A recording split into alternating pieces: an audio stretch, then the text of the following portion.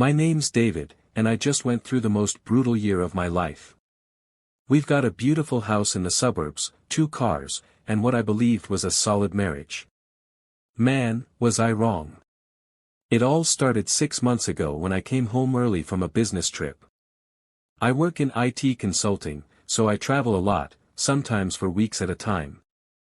Jessica always seemed fine with it. She's got her job at the marketing firm, her book club, her yoga classes. I trusted her completely. That was my first mistake. I pulled into our driveway around 3 p.m. on a Tuesday. Jessica's car was there, which was weird because she usually worked until 6. I figured maybe she was sick or had taken the day off. I grabbed my bags and headed to the front door, already thinking about surprising her. The house was quiet when I walked in, but I could hear voices upstairs. At first, I thought maybe she was on a work call or watching TV. But as I got closer to our bedroom, the voices became clearer. Jessica was talking to someone, and it definitely wasn't a work call. I stood there in the hallway, my heart pounding, trying to process what I was hearing. The bedroom door was slightly open, and through the crack, I could see Jessica sitting on our bed with someone I didn't recognize, a tall guy with dark hair, probably in his 30s. They weren't just talking. They were being intimate, and it was clear this wasn't their first time. The way they moved together, the familiarity between them, it was obvious this had been going on for a while. I felt like someone had punched me in the gut. My legs went weak, and I had to grab the wall to keep from falling over. I didn't confront them right then. I don't know why, but something told me to be smart about this. Instead, I quietly backed away, went downstairs, and left the house. I sat in my car for 2 hours, just trying to wrap my head around what I'd seen. My wife of 8 years, the woman I'd planned to grow old with, was cheating on me in our own bed. When I finally went back inside, the guy was gone, and Jessica was in the kitchen making dinner like nothing had happened. She smiled at me, gave me a kiss on the cheek, and asked about my trip. I played along, but inside I was dying.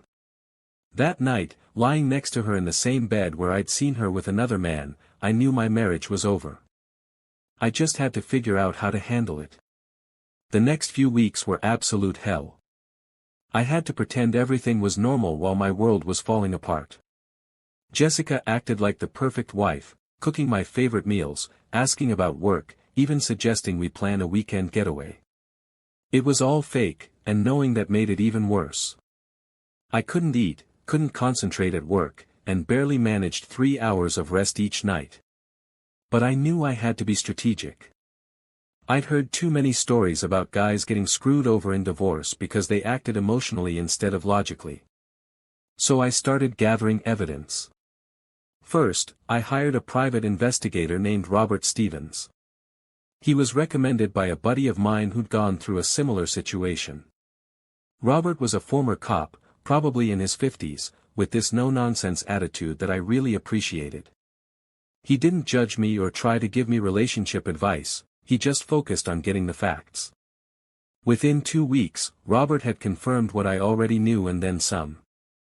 Jessica had been seeing this guy, Marcus Thompson, for almost 6 months. He was a personal trainer at her gym, single, and apparently had a reputation for getting involved with married clients. Robert got photos of them together at restaurants, hotels, even at Marcus's apartment. The evidence was overwhelming. But here's where it gets interesting. While Robert was investigating Jessica's affair, he also looked into our financial situation. What he found shocked me.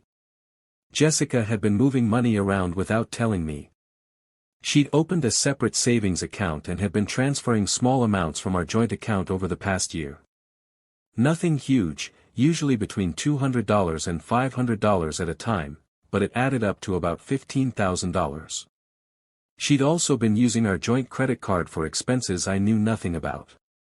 Expensive dinners, hotel rooms, gifts, all stuff related to her affair. When I saw the credit card statements, I felt sick. She'd been using our money to finance her betrayal. Robert also discovered that Jessica had been in contact with a divorce attorney for over a month. This hit me like a truck. Not only was she cheating, but she was planning to leave me and had been consulting with a lawyer about how to maximize her settlement. She was going to blindside me with divorce papers while making sure she got as much of our assets as possible. The worst part was finding out she'd been bad-mouthing me to her friends and family, setting up a narrative that I was a neglectful husband who was never home. She was building a case for why she deserved everything in the divorce. The woman I'd loved and trusted was systematically planning my destruction. I realized I wasn't just dealing with infidelity, I was dealing with someone who was willing to lie, cheat, and manipulate to get what she wanted. That's when I decided to stop feeling sorry for myself and start fighting back. Once I knew what I was up against, I went into full strategic mode. I contacted my own attorney, Amanda Rodriguez, who came highly recommended for handling complex divorce cases. Amanda was tough as nails, a woman in her 40s who'd built a reputation for protecting her clients' interests, especially in cases involving infidelity and financial deception. Our first meeting was eye-opening. Amanda explained that while infidelity itself doesn't guarantee a favorable outcome in divorce proceedings, the financial deception and planning could work in my favor. She reviewed all the evidence Robert had gathered and immediately saw several angles we could pursue. The most important thing Amanda told me was to document everything and maintain the status quo until we were ready to act. She advised me to open my own separate account and start protecting my assets, but to do it legally and transparently. We also needed to gather more evidence of Jessica's financial deception and her affair. I started paying closer attention to Jessica's daily routine. She thought she was being sneaky, but once you know what to look for, the signs are obvious. She'd started working out more frequently, always at the same gym where Marcus worked. She'd come home from these workouts glowing and in a great mood. She'd also started dressing differently, buying new clothes, wearing more makeup, getting her hair done more often. What really bothered me was how she'd become more affectionate toward me during this time. I think she was feeling guilty and trying to overcompensate. She'd suggest romantic dinners, buy me little gifts, and constantly tell me how much she loved me. It was all manipulation, and it made me feel sick. I also started documenting our conversations. Whenever she mentioned her plans for the future, her complaints about our marriage, or her comments about money, I'd write it down afterward. I wasn't recording her, Amanda advised against that due to legal complications, but I was keeping detailed notes with dates and times. The hardest part was dealing with our families. Jessica had already started poisoning the well with her parents and siblings, painting me as the villain in our marriage. My own family could sense something was wrong, but I couldn't tell them what was happening yet. I was completely isolated, fighting this battle alone while pretending everything was fine. During this time, I also started taking better care of myself. I knew I was heading for a long, difficult process, and I needed to be mentally and physically prepared. I started working out, eating better, and even saw a therapist to help me deal with the emotional trauma. Dr. Jennifer Miller was incredibly helpful in giving me tools to manage my anger and depression. After about a month of preparation, Amanda and I had built a solid case. We had evidence of the affair, documentation of the financial deception, proof that Jessica had been planning the divorce while hiding assets, and a clear picture of her attempts to manipulate the narrative. It was time to make our move. Amanda and I decided the best approach was to confront Jessica with everything we knew before she could file for divorce herself. This would put her on the defensive and potentially lead to a more favorable settlement negotiation. We scheduled the confrontation for a Saturday morning when we'd have privacy and time to discuss everything. I'll never forget that morning. Jessica was in the kitchen making coffee, humming some song, probably thinking about her afternoon plans with Marcus. I walked in with a folder full of evidence and asked her to sit down. She looked confused at first, maybe thinking I wanted to discuss vacation plans or home repairs. "Jessica, we need to talk about your relationship with Marcus Thompson," I said, placing the first photo on the table. Her face went white, and she immediately started to deny everything.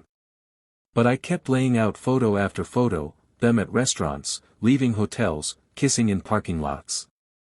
The evidence was overwhelming. She tried several different approaches. First, she denied it was what it looked like. Then she tried to turn it around on me, saying I was never home and she was lonely.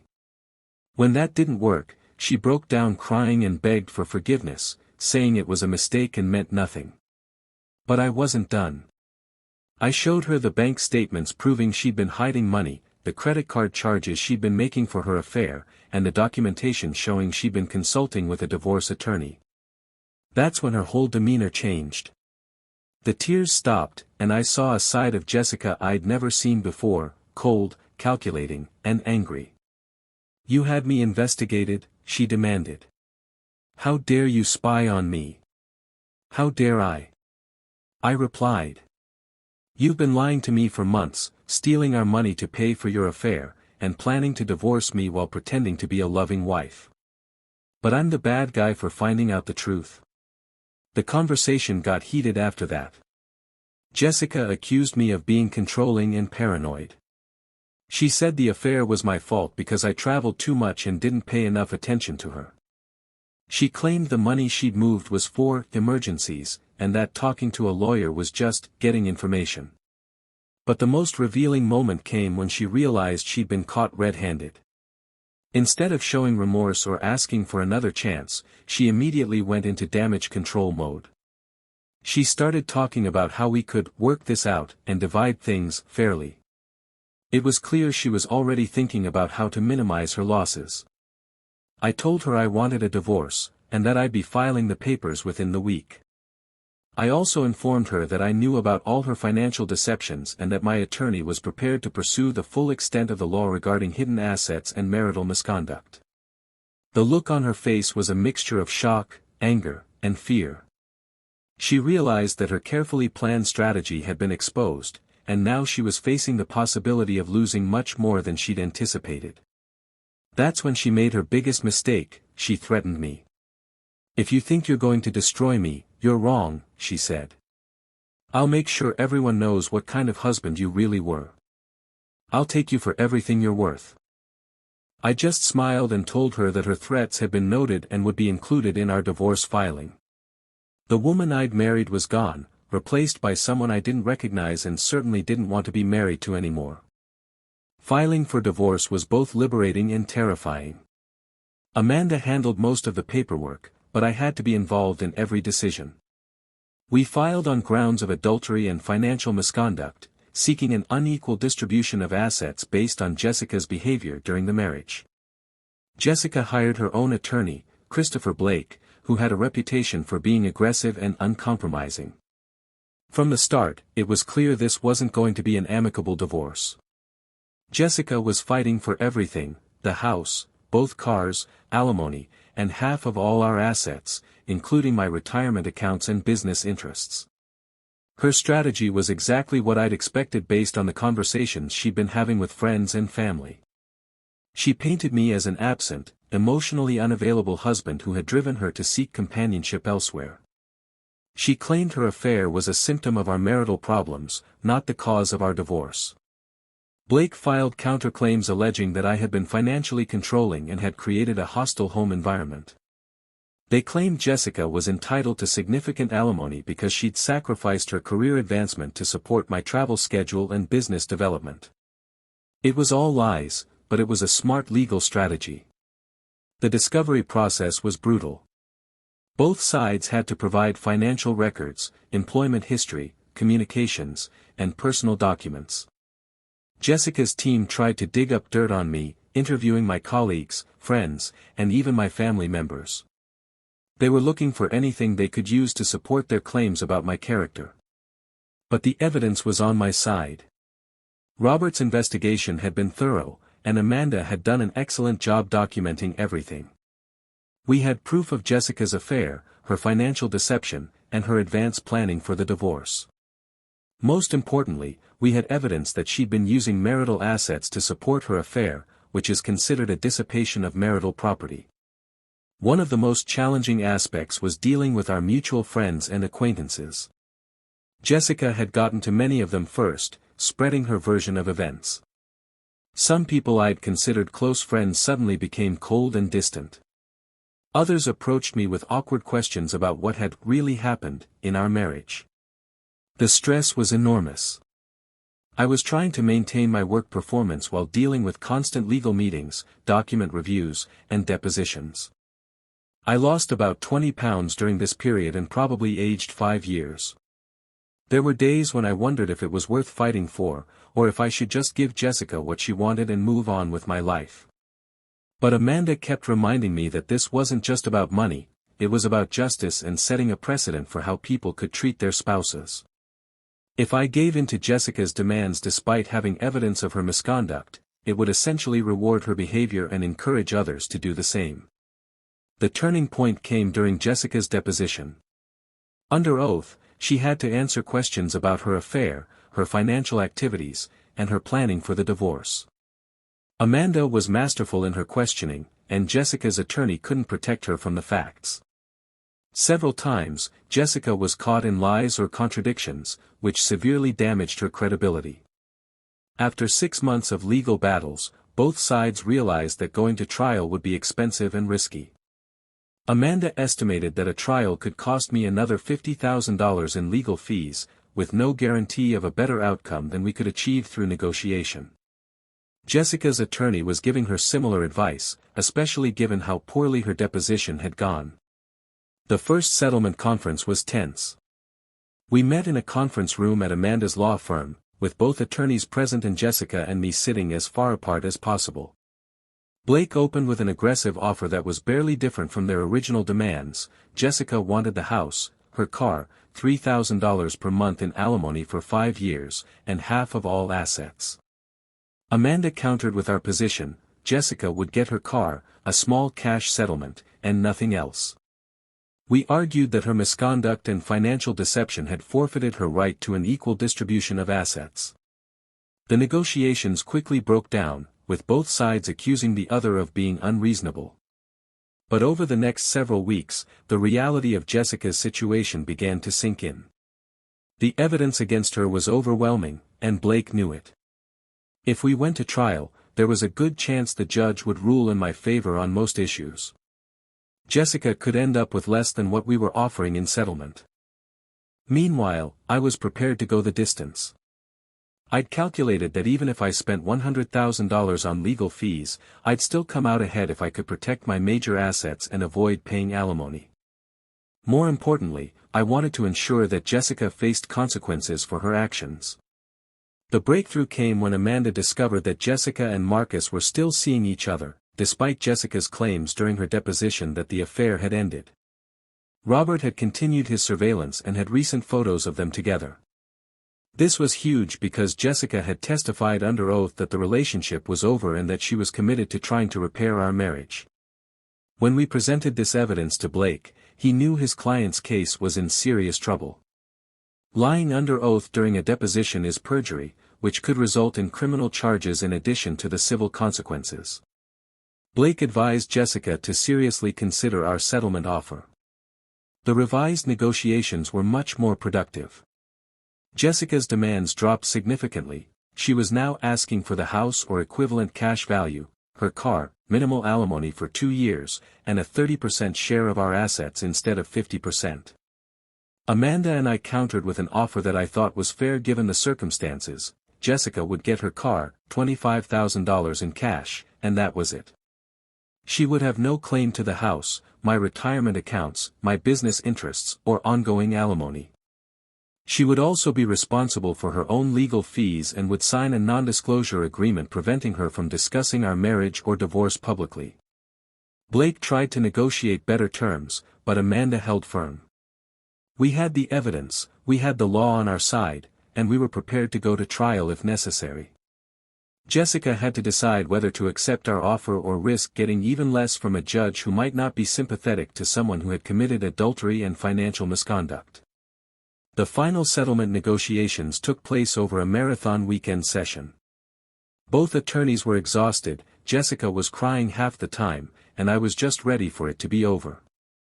Blake had convinced Jessica that our offer was probably the best she was going to get, especially given the strength of our evidence and her poor performance during depositions. The sticking point was the house. Jessica had an emotional attachment to it, and it represented the biggest asset in our marriage. The house was worth about $400,000, and we had about $150,000 left on the mortgage. Jessica wanted either the house or half its equity value, which would have been about $125,000. But Amanda pointed out that Jessica had no way to qualify for a mortgage to refinance the house in her name alone. Her income from the marketing firm wasn't sufficient, and her credit had been damaged by some of the financial moves she'd made during the affair. She couldn't keep the house even if we gave it to her. After much back and forth, we reached a final agreement. Jessica would get her car, worth about $15,000, $30,000 in cash, and would be released from any responsibility for the mortgage or other joint debts. In exchange, she would relinquish all claims to the house, my retirement accounts, my business interests, and any alimony. She would also pay her own legal fees and sign a comprehensive non-disclosure agreement. The non-disclosure agreement was important to me because I didn't want Jessica spreading lies about our marriage or the divorce process. She was prohibited from discussing our relationship, the reasons for our divorce, or the terms of our settlement with anyone other than immediate family members and her attorney. Most importantly, Jessica had to acknowledge in writing that she had engaged in an extramarital affair and had misused marital assets to support that affair. This admission was crucial because it established the factual basis for our unequal distribution of assets and protected me from future claims that the settlement was unfair or coercive. The day we signed the final papers was surreal. After almost a year of fighting, it was over with a few signatures. Jessica looked defeated and angry, but she signed everything without further protest. Her attorney had clearly explained that this was the best outcome she could expect given the circumstances. I felt a mixture of relief, satisfaction, and sadness. Relief that the battle was over and I could start rebuilding my life. Satisfaction that justice had been served and Jessica faced consequences for her actions. But also sadness that a relationship I'd valued had ended so badly, and that it had taken such a toll on both of us. Amanda handled the final details of transferring assets and filing the necessary paperwork with the court. Within 30 days, our divorce would be final, and I would be free to move forward with my life. It's been 6 months since the divorce was finalized, and I'm finally starting to feel like myself again. I kept the house, which I initially thought I might sell, but I decided to stay and make it truly mine. I've redecorated, turned Jessica's old office into a home gym, and created spaces that reflect my interests and personality. Financially, the divorce actually worked out better than I'd expected. By keeping the house and all my retirement accounts, I maintained most of my net worth. The $30,000 I paid Jessica was worth it to avoid years of alimony payments and to retain control of my assets. My attorney fees were about $25,000, which was less than Amanda had estimated because the case settled before trial. The most satisfying part is knowing that Jessica faced real consequences for her actions. She had to move in with her parents temporarily because she couldn't afford her own place right away. Her relationship with Marcus ended shortly after our divorce was finalized. Apparently, he wasn't interested in a serious relationship with someone who was no longer married and exciting. Jessica's career has also suffered. Word got around her company about the divorce and the circumstances surrounding it. While they couldn't fire her for personal reasons, her reputation was damaged, and she was passed over for a promotion she'd been expecting. The professional network she'd built through our marriage connections was also lost. I've heard through mutual friends that she struggled with the transition to single life. She'd become accustomed to our lifestyle and the financial security of being married to someone with a good income. Living on just her salary has been a significant adjustment. As for me, I'm doing better than I expected. Work has been going well, and I've actually been promoted to a senior position that doesn't require as much travel. I've been dating a little, though I'm taking things slowly. Trust doesn't come easily after what I went through, but I'm working on it with my therapist. The biggest lesson I learned is the importance of paying attention to red flags and trusting your instincts. Looking back, there were signs that Jessica was becoming unhappy in our marriage, but I ignored them or rationalized them away. I also learned that financial transparency is crucial in a marriage, Spouses should have full access to all accounts and financial information. Most importantly, I learned that you can't control other people's actions, but you can control how you respond to them. I chose to fight for what was right rather than accepting Jessica's betrayal and deception. It was difficult and expensive, but it was worth it for my self-respect and financial security. To anyone going through something similar, my advice is this: document everything, hire a good attorney, and don't let emotions drive your decisions. Infidelity is devastating, but it doesn't have to destroy your life if you're smart about how you handle it. Justice is possible, but you have to be willing to fight for it. I'm not bitter anymore. I'm grateful that I discovered the truth about Jessica before wasting more years in a fake marriage. I'm also grateful for the friends and family who supported me through this difficult time. Life is good, and it's only getting better.